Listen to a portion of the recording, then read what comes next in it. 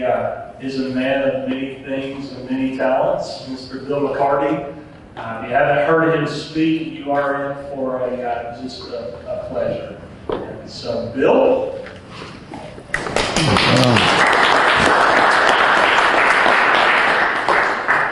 Well, it's nice to have so many guests here today, and I hope the program doesn't disappoint you.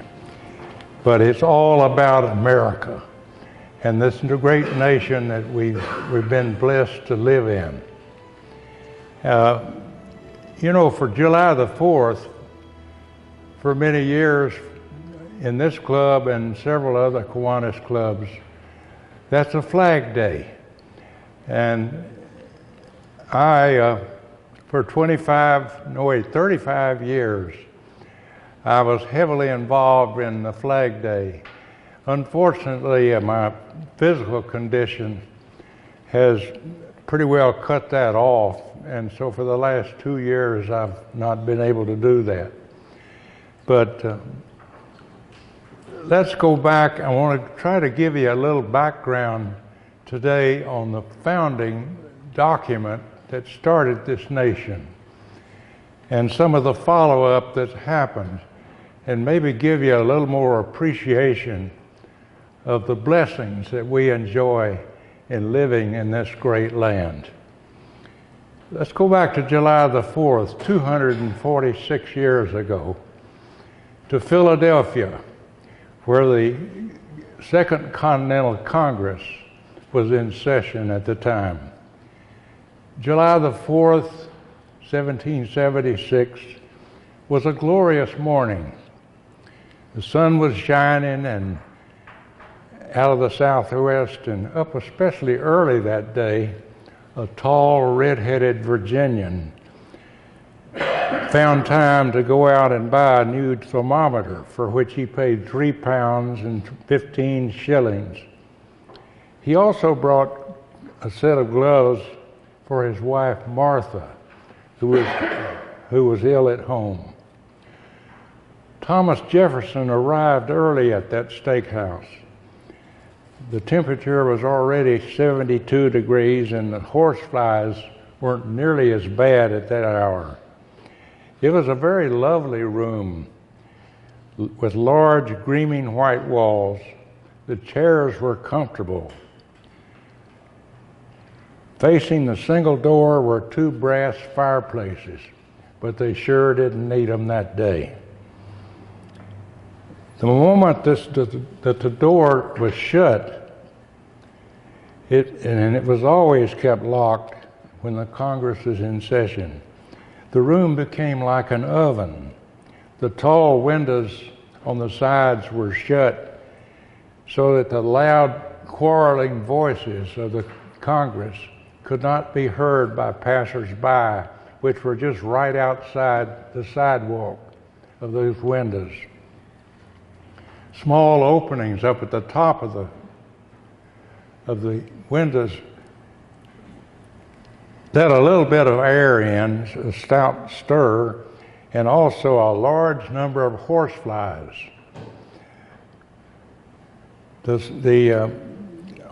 John Thomas Jefferson records that the horseflies were dexterous at finding necks, and the silk of stockings was as nothing for them.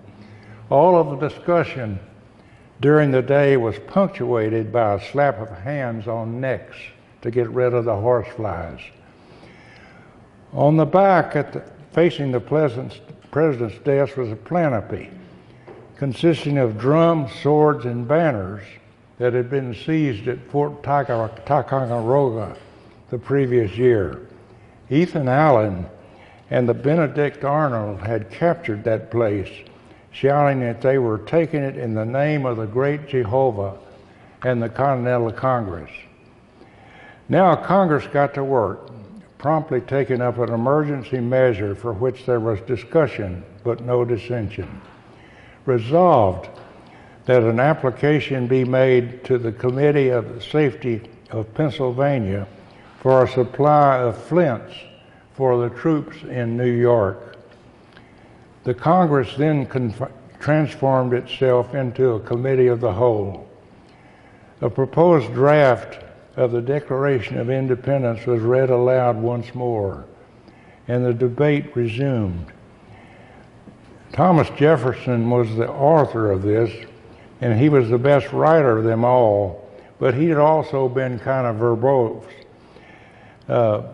Congress hacked the excess away. They did a pretty good job as a side-by-side comparison of the rough draft and the final text shows. They cut a phrase by a self-assumed power. Climb was replaced by must read, then the must was eliminated, then the whole sentence, and pretty soon the whole paragraph had been cut. Jefferson groaned as they continued what he later called their depredations. Inherent and inalienable rights came out as certain unalienable rights, and to this day nobody knows who suggested that elegant change. There were a total of 86 alterations made. Almost 500 words were eliminated, leaving 1,337. At last, after 3 days of wrangling, the document was put to a vote. Here in this hall, Patrick Henry had once thundered, "I'm no longer a Virginian, sir, but an American." But today the loud, sometimes bitter argument stilled, and without fanfare, the vote was taken from north to south by the colonies, as was the custom. So on July the 4th, 1776, the Declaration of Independence was adopted. There were no trumpets blown, and nobody stood on his chair and cheered.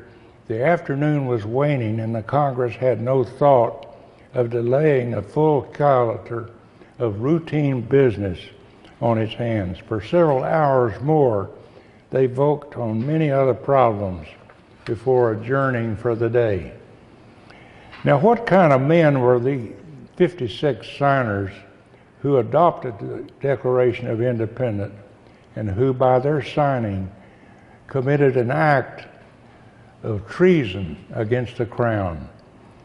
To each of you, the names of Franklin, Adams, Hancock, and Jefferson are almost as familiar as household words. Most of us, however, know nothing of the other signers. Who were they, and what happened to them? I imagine many of you may be surprised that the name is not there. George Washington, Alexander Hamilton, Patrick Henry, all were elsewhere. Of course, George Washington was the commander-in-chief of the Continental Army. Ben Franklin was the only really old man. 18 of them were under the age of 40.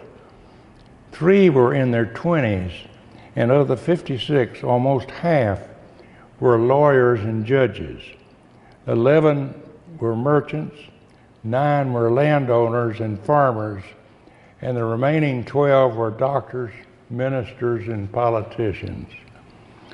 With only a few exceptions, such as Samuel Adams of Massachusetts, these were men of substantial property. They were well-to-do. All but 2 had families. The vast majority of them were men of education and standing in their communities. They had an economic security as few men had in the 18th century. Each of them had more to lose from the Revolution than they had to gain by it. John Hancock, one of the richest men in America, already had a price of 500 pounds on his head. When he signed the Declaration in enormous letters, knowing that His Majesty King George III was nearsighted, he said, I wrote it without, so he can read my name without crisis, and maybe he'll double the reward. Ben Franklin Riley noted, in Meade, we must all hang together, or we most assuredly will hang separately. Fat old Benjamin Harrison of Virginia told tiny Elbridge Gerry of Massachusetts, With me, it'll all be over with in a minute. But you little runt, you're going to be dancing in the hour for an hour after I'm gone. These men knew what they risked. The penalty for treason was death by hanging. And remember, a great British fleet was already in the harbor of New York. In fact, they occupied New York at the time. These guys were sober men. There were no dreamy-eyed intellectuals or draft card burners. They were far from hot-eyed fanatics yammering for an explosion. They simply asked for the status quo. It was change they resisted. It was equality with the mother country of England that they desired. It was taxation with representation that they sought. They were all conservatives, and yet they rebelled. It was principle, not property, that brought these men to Philadelphia. 2 of them later became presidents of the United States. 7 of them became state governors. 1 died in office as vice president of the United States. Several went on to be U.S. senators. One, the richest man in America, in 1828 founded the Baltimore and Ohio Railroad. One, a delegate from Philadelphia, was the only real poet, musician, and philosopher of the signers. It was he, Francis Hopkinson, not Betsy Ross, who designed the American flag. Richard Henry Lee, a delegate from Virginia, had introduced a resolution to adopt the Declaration of Independence in June of 1776. He was a true prophet in his concluding remarks. Why then, sir, do we longer delay? Why still deliberate? Let this happy day give birth to an American republic. Let her arise not to devastate or to conquer, but to reestablish the truth of peace and law. The eyes of Europe are fixed upon us. She demands from us a living example of freedom that may exhibit a contrast in the felicity of the citizen to the ever-increasing tyranny which desolutes her polluted shores. She invites us to prepare an asylum where the unhappy may find solace and the persecuted repose. If we are not this day wanting in our duty, the names of the American legislators of 1776 will be placed by posterity at the side of all those whose memory has been or ever will be dear to virtuous men and good soldiers. Though the resolution was formally adopted on July the 4th, it was not until July the 8th that 2 of the states authorized their delegates to sign.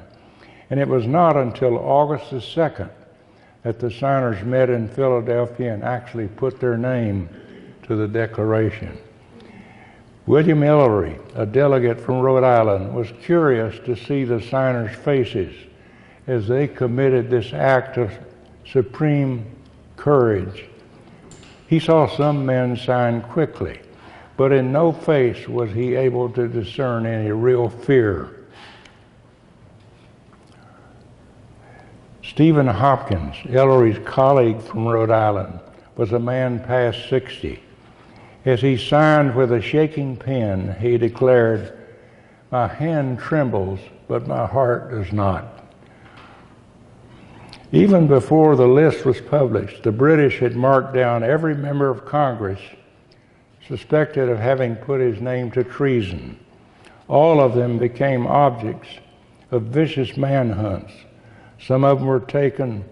Some, like Jefferson, had narrow escapes. All who had property or family near British strongholds suffered terribly. Francis Lewis, a New York delegate, saw his home plundered and his estates in what is now Harlem completely destroyed by British soldiers. Mrs. Lewis was captured and treated with great brutality. though she was later exchanged for 2 British prisoners through the efforts of Congress.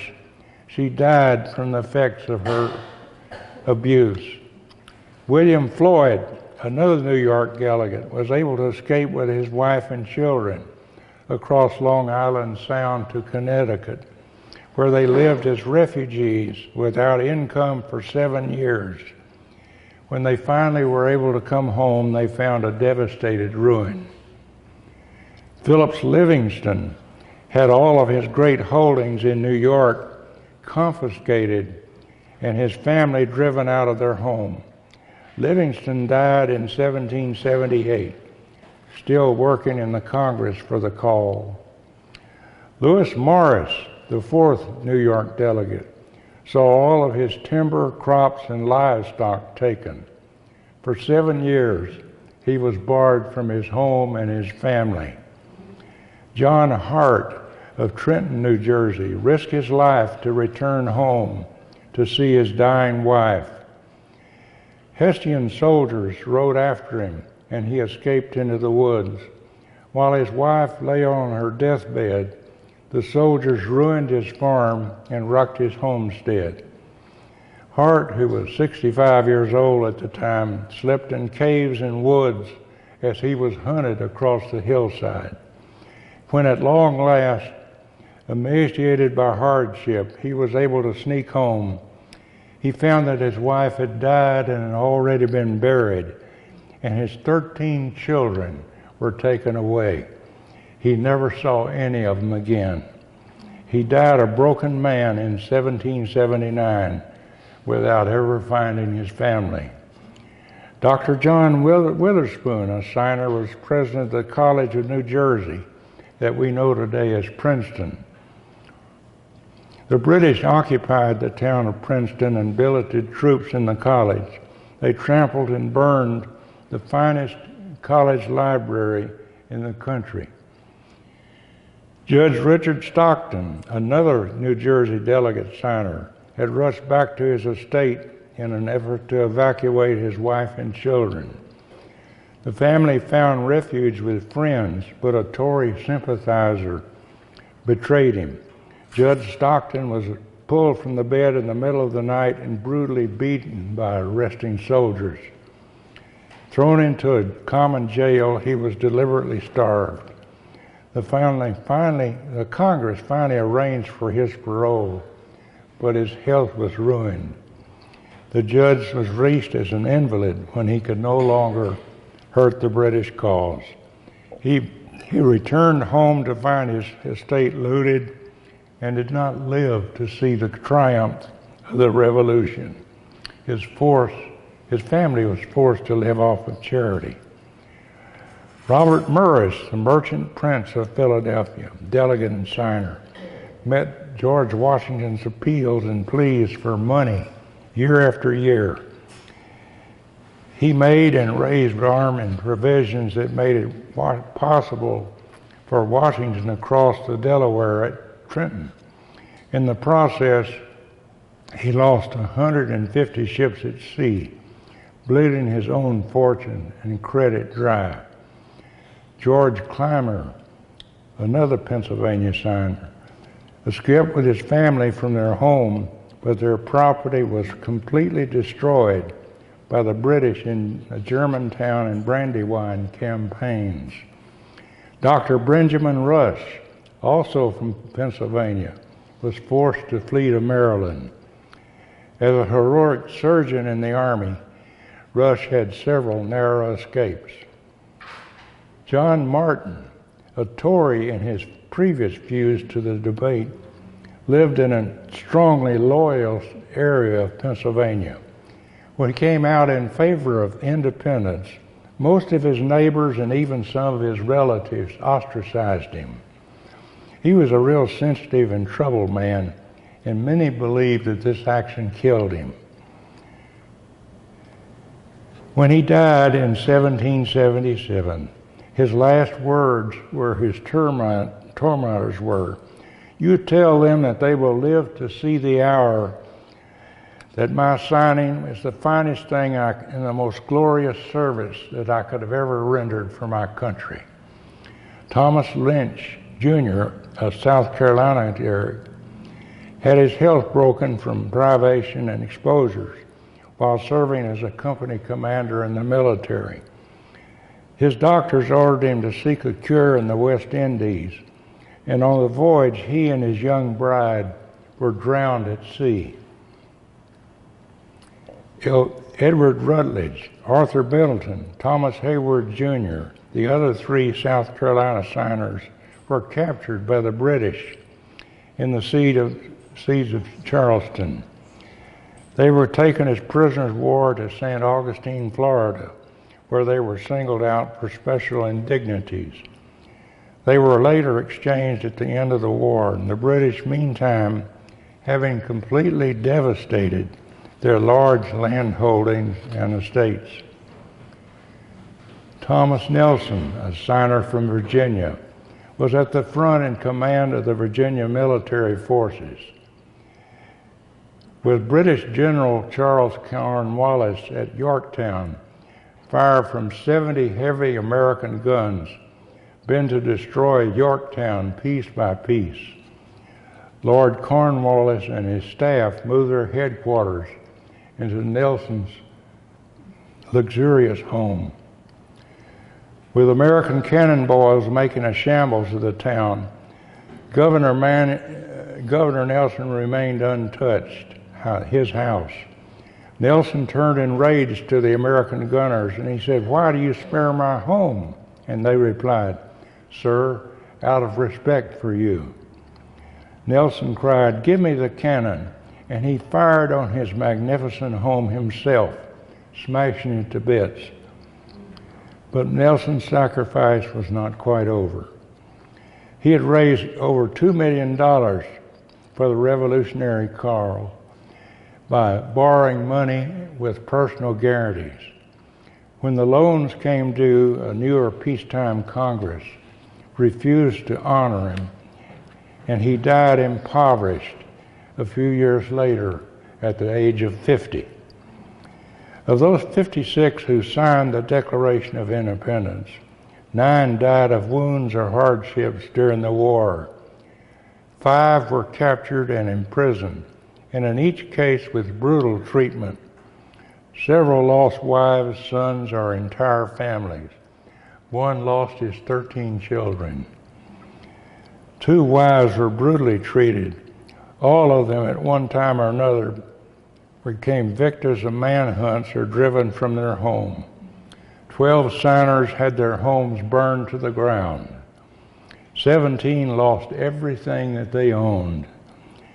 Yet no one defected or went back on his pledged word. Their honor and the nation they sacrificed so much is still intact today. And finally, there's the New Jersey signer, Abraham Clark.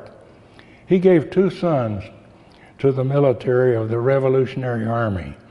They were both captured and sent to that infamous British prison hulk afloat on the East River next to Manhattan Island in New York.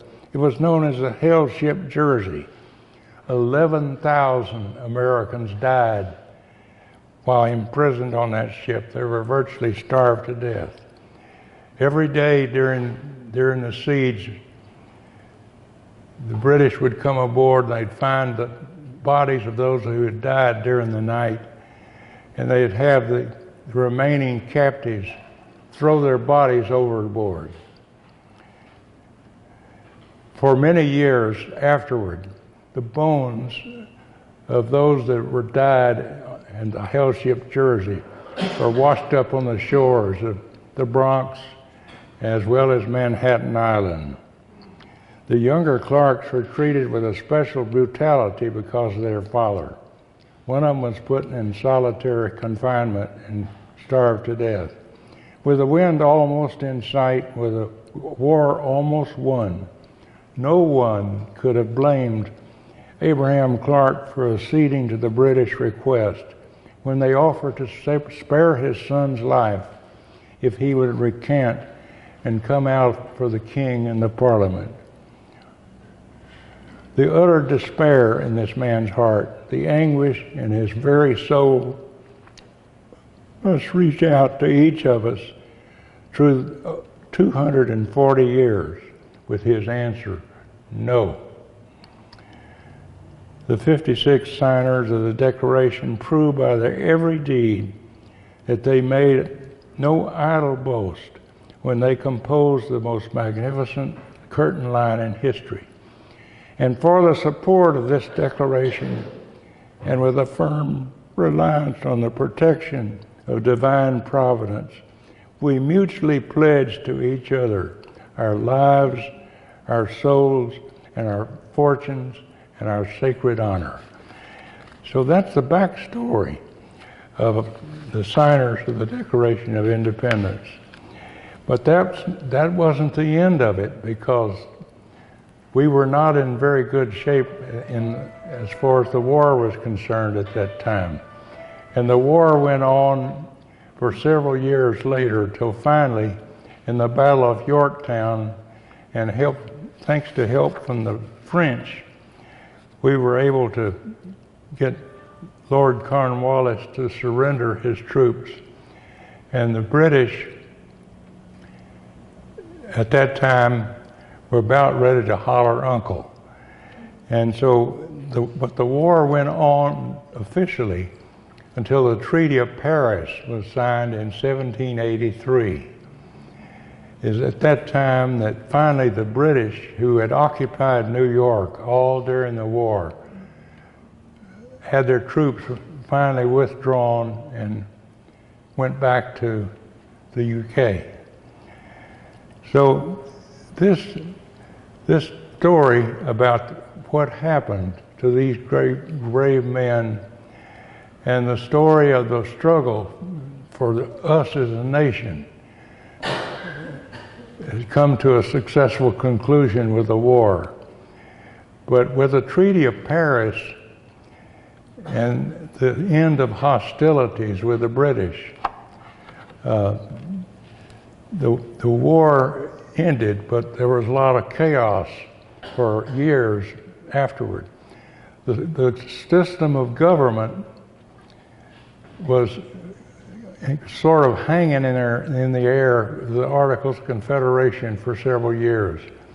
And finally, several of the signers, plus another a very well-known patriots of this nation, decided we need to get together and write a constitution and develop a constitution that will give us a stable form of government that will reach out and explore the chances of this nation becoming wealthy and happy and one of the finest nations in the world.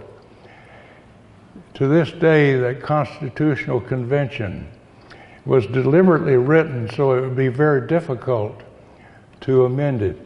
Of course, right away there were 10 amendments known today as the Bill of Rights that were immediately added to the Constitution. Since that time, 200 plus years later, there are only 27 amendments total. 10 of them came right away. So it's difficult to amend our Constitution, and that was done deliberately. You see so many of these so-called socialist countries that are all over the world today. Prime example, of course, is Vladimir Putin. They want to change the Constitution in Russia, and all they got to do is just get their legislature to vote for it. It's not that simple. As you know, in order to amend our Constitution, they've got to go to the individual states, and 2/3 at least of the states must ratify and approve of these amendments before they come a part of our form of government. I want to tell you that I've always been a lover of history, and the more I learn about this nation, the more that love grows deeper. I've been blessed by many things in my life, and I was in the Army, and in 1958 I was sent to Germany after completing basic training, and spent 2.5 years in Europe, and used that opportunity to see a lot of the horrors that happened in World War II, including visiting concentration camps where millions of Jews were executed. The German people were horrified themselves when the truth came out about what had happened in the concentration camps. I've also had a chance to personally make a trip. I was assigned to the Army Intelligence MP and Special Weapons School, special weapons meaning atomic weapons, in Germany. And they set up a little tour for those who would like to go, with special permission of the commanding general, to go to the Soviet Union. Keep in mind, this was at the height of the Cold War, and I was able to take that trip and visit what was known today as the Soviet Union, but today it's known as the Ukraine, Azerbaijan, and Russia itself. I was able to get on the streets. I couldn't speak much Russian, but I learned how to cuss pretty well in Russian. And several years later, well, Poppy and I made a trip to the Soviet Union and wound up in Moscow. And we had a tour guide who was a Ukrainian. And we were sitting there at a table one day, and I cut loose with my Russian cuss words, and I asked him what it meant, and the guy blushed. He was so embarrassed to translate for me, but he did, in spite of the fact that several of the wives were there. So, if nothing else, I learned how to cuss in Russian. But I can tell you that there is any time that communism or socialism, and believe me, they're first cousins, that form of government has been disastrous all over the world for years, and we should never, ever sell them short. Be proud that you're an American, and I hope when each of you go to bed tonight, you will get on your knees and thank Almighty God for the blessings that we enjoy in living in this great nation. So with that, I will close, and thank you very much for listening. But it's a story that everyone needs to know and needs to remember. And if we fight today to fight back the forces of evil that want to try to do this nation in, we are the finest nation and the greatest nation in the history of the world. And we should never deviate from the course that the Constitution has laid out. Unfortunately, we've had a lot of deviations from the Constitution through the years. But that's got to be stopped, and you need to be aware of that. So with that, I'll conclude my remarks, and thank you for listening.